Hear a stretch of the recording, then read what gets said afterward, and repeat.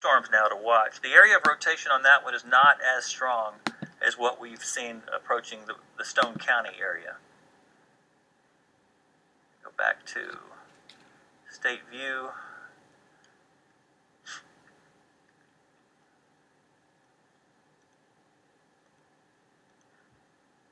Again, this storm is just west of Hot Springs Village, very, very close to the village, moving north at 55 miles an hour.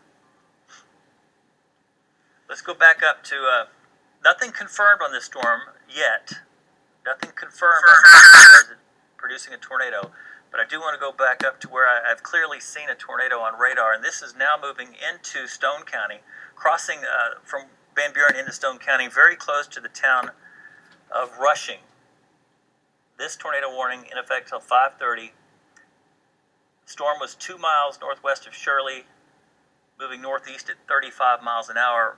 My radar is showing the storm pretty much almost on the county line. The storm is on the county line. Let me show this to you here. This is where the tornado is, and this is where the town of Rushing is. Very, very small town off to the northeast of the tornado.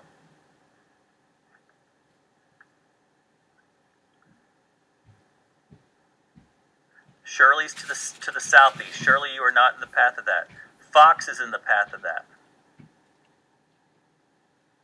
Rushing is in the path of that.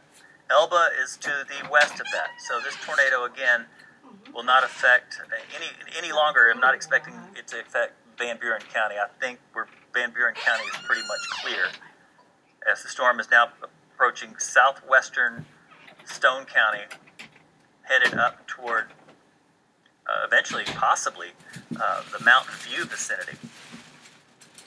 Keep in mind, though, the Storm Prediction Center has kept us under a slight risk of severe weather for the past couple of days.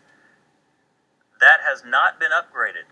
And sometimes the reason for that, we're still not expecting a huge tornado outbreak. We're not expecting dozens and dozens of tornadoes today. So far, we've had one that's done some major damage, it appears.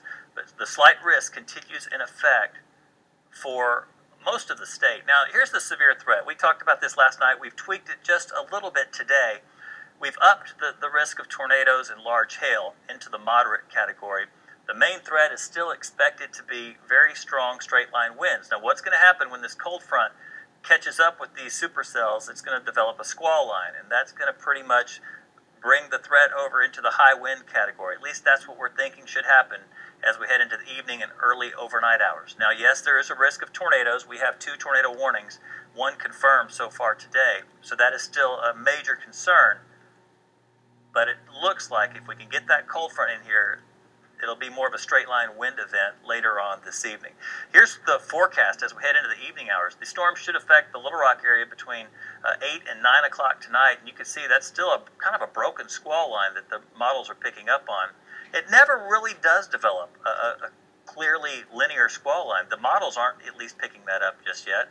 It's still showing a pretty much of a mess of grunge and scattered thunderstorms out ahead of the front. This model is indicating what it might be like at 10 o'clock tonight, mainly the eastern third of the state.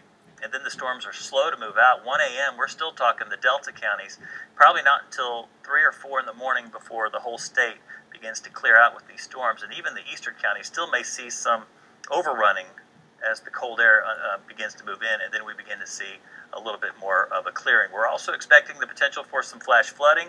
Models are now indicating the heaviest rain to fall in central and eastern parts of Arkansas as we go through the next 18 hours. That map takes us all the way to Friday night, but the bulk of this is going to happen here in the next 18 hours or so with the very heavy rainfall. The sirens are, just interrupt you for 1 second, going off in Benton. And so a lot of folks are concerned, do they need to take cover? You mentioning that the storm was not headed in that direction, maybe just to confirm some folks down there watching us right now, wondering what they need to do. Yeah, I'm glad you bring that up, Dawn. You know, a very small part of Saline County is under the tornado warning, and sometimes jurisdictions in different cities sound the warnings just based on that alone. But if you look at this path of let me turn off the rain, because this is going to make it a little easier to see. If you look at the path of the tornado warned polygon area, it takes it. This is the only part of Saline County that's under the tornado warning. Okay, so Benton and Bryant are down here along I-30. This storm will not affect Benton. The sirens are going off because Saline County is under a tornado warning, but it's only that much of the county. Very, very small part of Saline County is under the warning. The bulk of it, though, is not.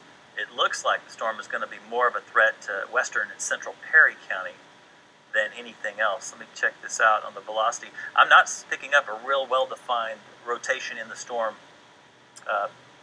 at this time anyway. That's not to say there's not one, but earlier there was a much stronger showing of rotation in that storm, and I would not be surprised if it might have done some tree damage or power line damage in parts of Garland County, but that's something that we will hear about here shortly, I'm sure.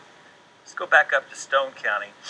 The couplet that we were watching there is still strong enough to be producing a tornado, but it has weakened just a little bit. But keep in mind, when you're operating a radar, the farther you get from a radar site, the higher the beam goes up into the atmosphere, and you're not looking at the lowest level of the storm. So that's why storm spotters are so important. So regardless of what I see on radar, at this distance, it's kind of hard for me to say, and I would not say, oh, that the storm's weakening, because I have to keep in mind that the radar beam in this area is a little higher up than it was a little closer to the radar. So regardless, the Weather Service will keep this area under a tornado warning, I'm sure, until we can get this threat over with. We've had reports of damage.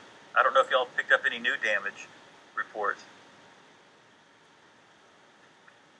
Not yet, okay. Still watching